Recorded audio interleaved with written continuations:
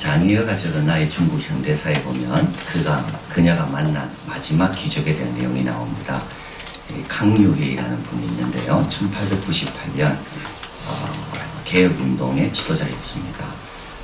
청조 말 때 다시 청나라를 유교에 근거를 해서 부흥을 시키자. 그런 결국 실패로 돌아가게 되는데요. 이 강유회의 딸입니다. 강툰비라는 이 여성입니다.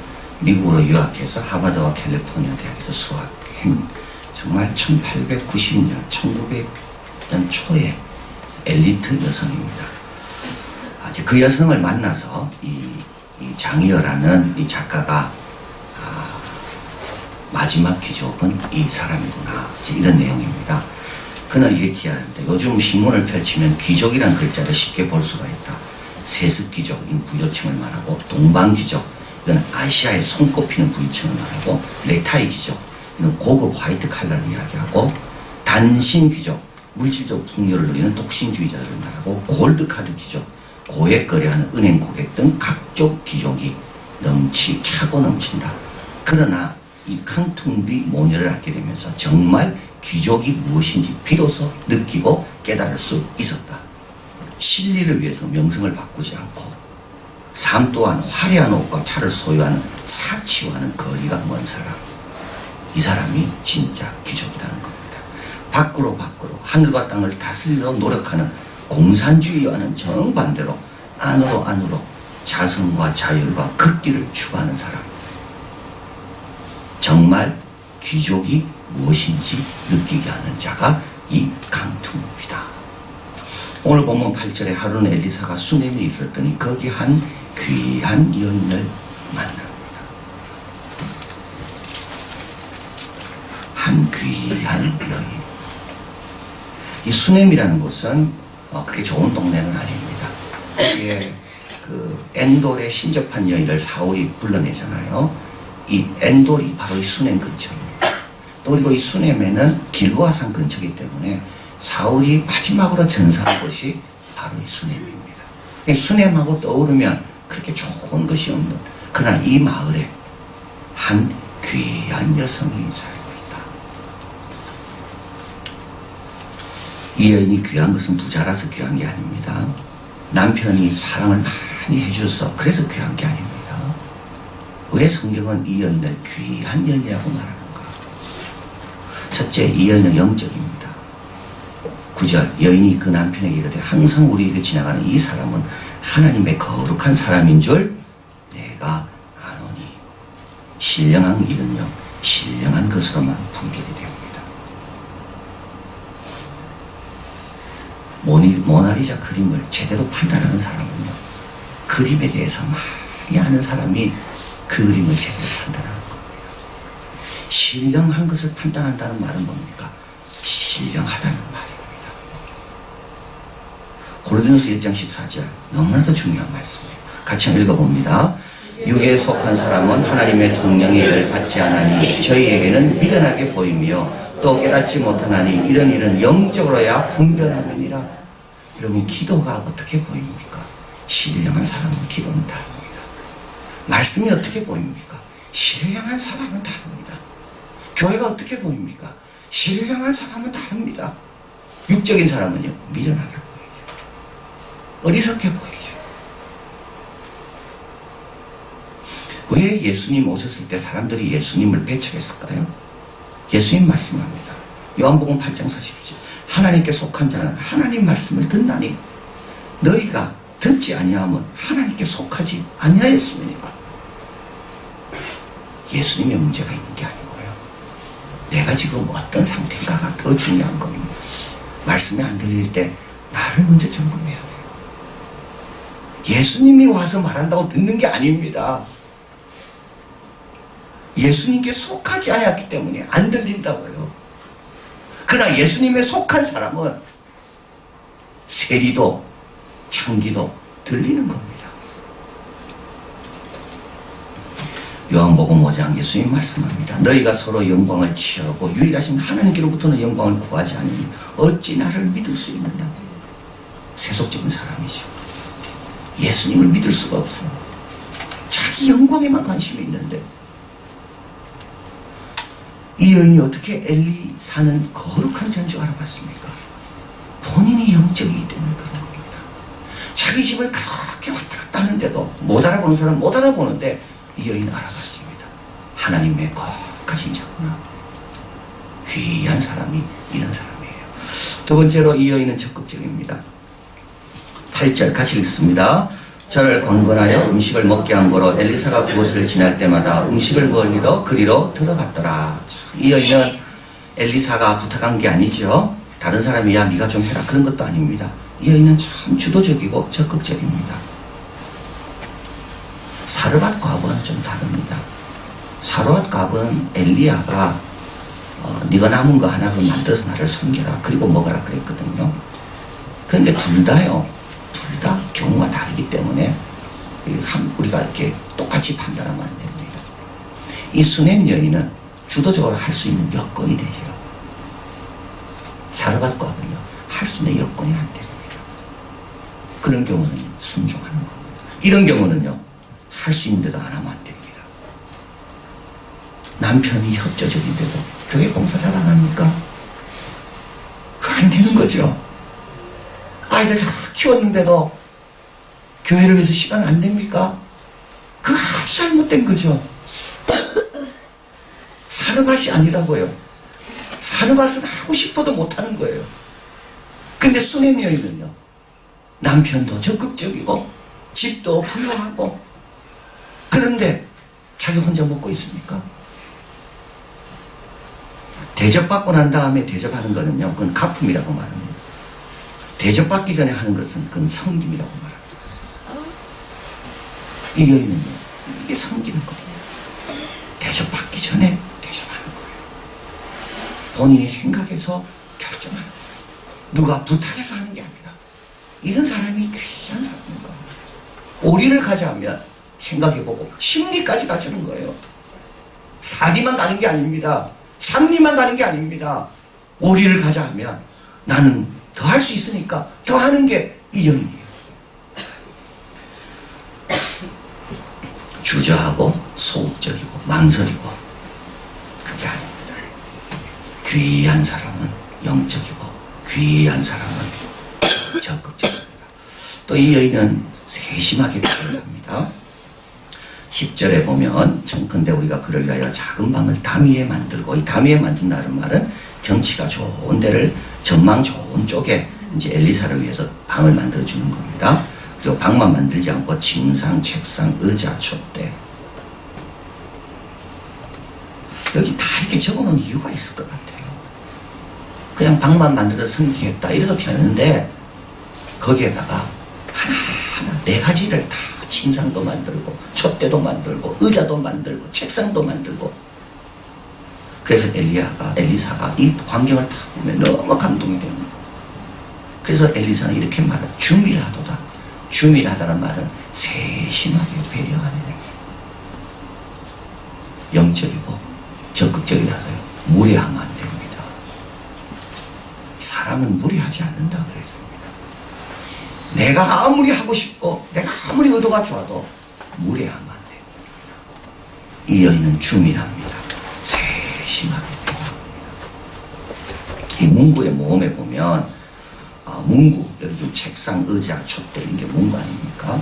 소모품이 아니라고 봅니다. 평범한 게 아니라 창작의 연료이자 작품의 일부가 됩니다.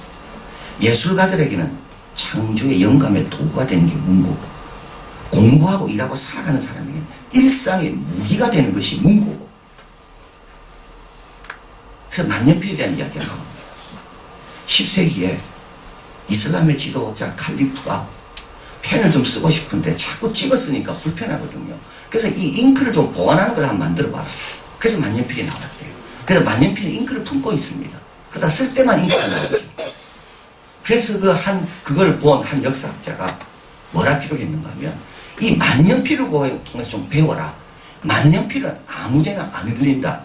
꼭 필요할 때만 이 만년필의 주인이 쓰고 싶어 할 때만 잉크를 내주는 것이 이 만년필이다.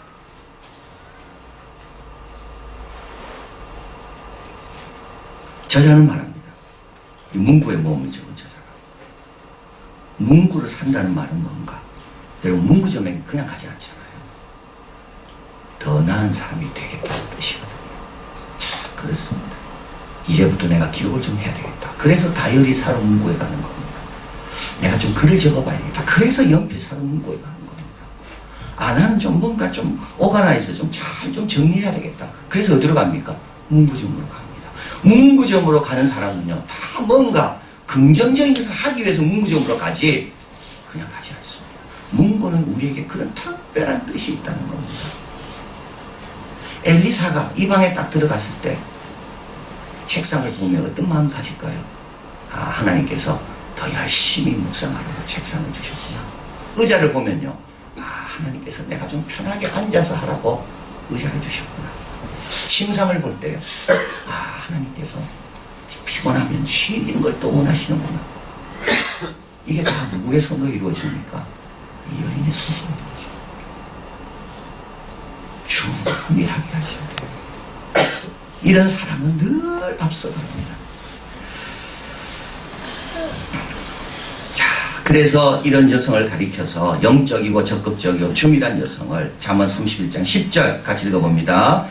누가 현숙한 여인을 찾아 얻겠느냐? 그 값은 진주보다 더 아니라. 이런 사람이 제일 귀한 사람. 영적이고 적극적이고 그리고 세심하게 배려. 진주보다 귀한 게 이런 여성인 거. 자, 그럼 어떻게 이렇게 됐을까요, 이 여인은? 세 가지 오늘 우리가 간단하게 생각할 수 있습니다. 첫째 하나는 이 여인은 세상 권력에 마음이 없습니다. 그래서 엘리사가 너무 고마워서 내가 왕과 장군에게 부탁할 수 있는데 좀 부탁해봐라. 이럴 때 이 여인이 뭐라 이야기하는가 하면 나는 백성 중에 거한다고 이야기합니다. 엘리사는 왕의 기도를 해줬기 때문에 나라에서 이기잖아요. 바로 앞에 큰 전쟁에서 이깁니다. 질 뻔한 전쟁에서 이겼습니다. 그래서 엘리사는 왕은 엘리사의 신세를 진 겁니다. 그래서 엘리사가 부탁하면 왕은 들어줘야 되는 그런 빚진 자가 왕입니다. 그래서 엘리사가 요 신세를 언제 내가 좀 찾을까 하다가 이 여인이 너무 고맙기 때문에 그 말 한 겁니다. 내가 왕에게 부탁하면 된다. 이때 이 여인이 뭐라 합니까? 나는 백성 사이에 거합니다. 나는 왕 같은 사람이 해주는 거 이런 데 관심 자체가 없습니다. 자족하면 경건에 큰 이익이 됩니다. 왕과 장군 그 사람들 뭐 하나, 그 사람들한테 어떻게 사귀나 이런 관심이 있는 사람은요 영적이 될 수가 없어요. 그리고 하나님이 주신 이 일에 더 중밀하게 집중할 수가 없습니다. 이 여인은 뭐라 말합니까? 나는 백성들 사이에 거합니다. 또 이 여인은 9절에 보면 남편에게 이르되 항상 우리에게 지나가는 이 사람은 세상에는 관심이 없지만 주의 일에는 관심이 많습니다. 그래서 엘리사가 지나갈 때마다 보는 거예요. 관찰을 잘해요. 저 관찰을 잘하는 사람은요 하나님께서 지켜주시는 겁니다. 그래서 세상으로부터는 좀 관심을 떼야 됩니다. 맡은 역할 잘 감당하는 건 그건 너무 중요한 사명입니다. 그러나 그 이상의 것, 정치적인 것, 회사도 정치가 있고 뭐든지 정치가 다 있거든요. 그 정치적인 데서는 손을 떼야 돼요. 그저 맡은 일 열심히 감당하고 하나님의 섭리에 맡기고 그리고요 하나님의 일에 하나님 맡긴 주신 부르심에 그래서 항상 우리에게 지나가는 그 사람을 바라보고 그리고 마지막으로 남편과 의논합니다. 이거 참 중요한 것 같습니다. 여러분 대화는요 너무 중요합니다. 그러나 어떤 방향으로 대화하느냐에 따라 결과는 완전히 다릅니다. 잘 섬기는 쪽으로 대화를 하다 보면요 자꾸 생각납니다. 불평하는 쪽으로 대화하다 보면요 자꾸 생각납니다. 이 여인은 남편과 대화하죠. 좀 우리 앞에 지나가는 분 거룩한 분인데 어떻게 섬기면 좋을까? 근데 자꾸 대화하다 보니까 생각이 나는 거예요. 남편과 대화를 주고받다 보니까 더 좋은 생각이 나는 거예요. 그래서 갈수록 치유해지는 거예요. 여러분 대화도요 방향이 너무 중요합니다. 어떤 방향으로 하냐에 따라서 처음 시작한 것과 훨씬 다른 결과가 나옵니다. 좋은 것도 그렇고 나쁜 것도 그렇고요.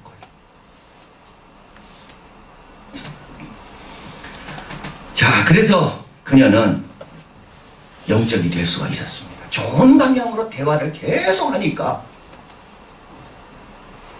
대화하면 할수록 하나님께서 그 대화를 축복하시니까 그리고 항상 주의 일에 관심을 갖고 있고, 그리고 세상과는 적당한 거리를 두고 있으니까 영적이 되고 적극적이 되고 중밀하게 되고.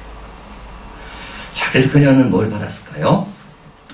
결국 어떤 상을 받았을까? 매튜 헨리는 말합니다. 엘리사는 이제 이 여인의 사랑을 입고 좀 갚고 싶어, 이 여인에게 좀 베풀고 싶어 하는 엘리사는 두 곳의 영향력을 행사할 수 있는데, 하나는 땅에서 할 수 있고 하나는 하늘에서 할 수 있습니다. 땅에서 할 수 있는 건 이 여인이 거절했습니다.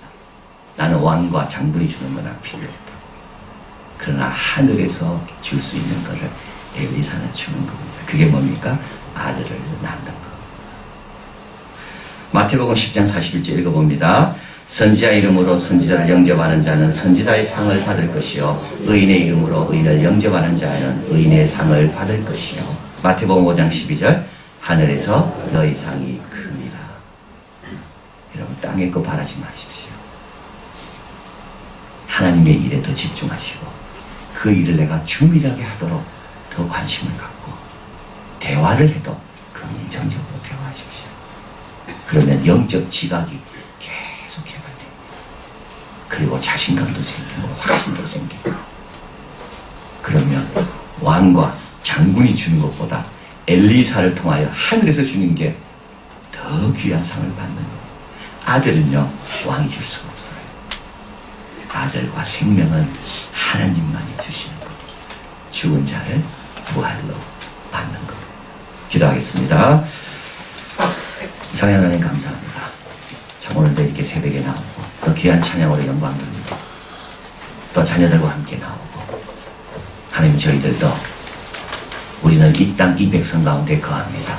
참, 이것으로 감사하게 여기며 이 여인처럼 주의 일에 늘 관심을 가지고, 그리고 주님 기회 주실 때 용기를 내서 잘 감당해서 세상이 줄 수 있는 것보다 더 귀한 선지자의 상, 의인의 상, 하늘의 상을 받으며, 또 우리가 있는 이 주의를 하나님의 일을 흥왕케 하고 힘있게 하고 복되게 하는데 쓰임받는 귀한 종들, 진주보다 귀한 자들 다 될 수 있도록 축복하여 주시옵소서. 오늘도 또 우리를 세상으로 또 보내십니다.